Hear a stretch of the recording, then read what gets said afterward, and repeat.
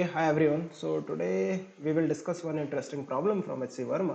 So for most of the surfaces used in daily life, the friction coefficient is less than 1. Is it always necessary that the friction coefficient is less than 1? So आपको friction coefficient के बारे में comment करना है.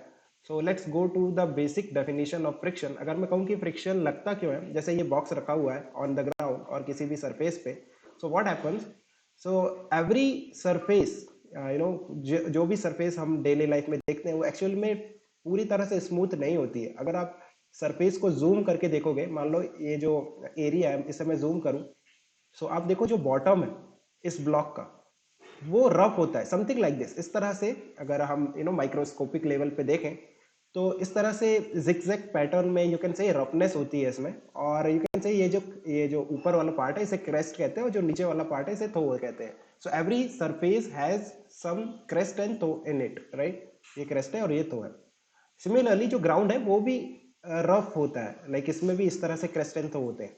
So what happens कि जब दो surface एक दूसरे के कांटेक्ट में आती हैं, सो इनके जो क्रेस्ट और थो है वो आपस में लॉक हो जाते हैं. There is interlocking between the crest and trough of the two surfaces. इसी कारण फ्रिक्शन लगता है.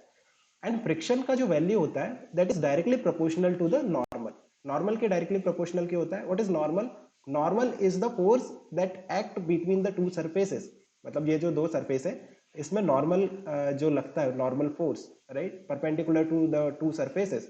ये जो दो सरफेस है, या जैसे इसमें नॉर्मल लगेगा ऊपर की तरफ बॉक्स में और जो ग्राउंड है उसमें नीचे की तरफ, as we have discussed in the fourth section. So जो जितना अच्छा नॉर्मल लगेगा, या फिर यू कैन से जितना अच्छा फोर्स होगा, जितना ज्यादा फोर्स होगा इन दो सरफेसेस के बीच में, उतनी अच्छी इंटरलॉकिंग होगी. Therefore friction force is directly proportional to normal. Then we equate this equation by F friction force is equal to mu into N. Mu क्या है? Coefficient of friction. That is the proportionality constant. You can say proportionality constant में कोई restriction नहीं है. हाँ, ये generally 0 से 1 के बीच में होता है, बट ऐसा जरूरी नहीं है कि हमेशा ये 0 से 1 के बीच में हो. It's not required. It can be greater than 1 also. In fact, some substances you can see have this coefficient of friction greater than 1.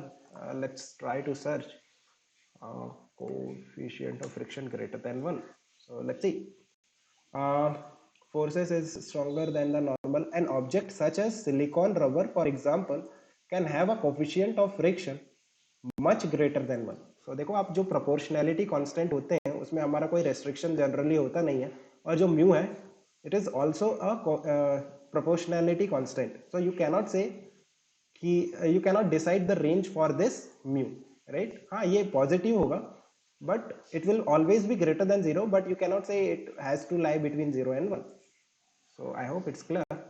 If you have any discussion or want to discuss anything, we can discuss in the Telegram. Okay guys, keep working hard. Best of luck for your exam.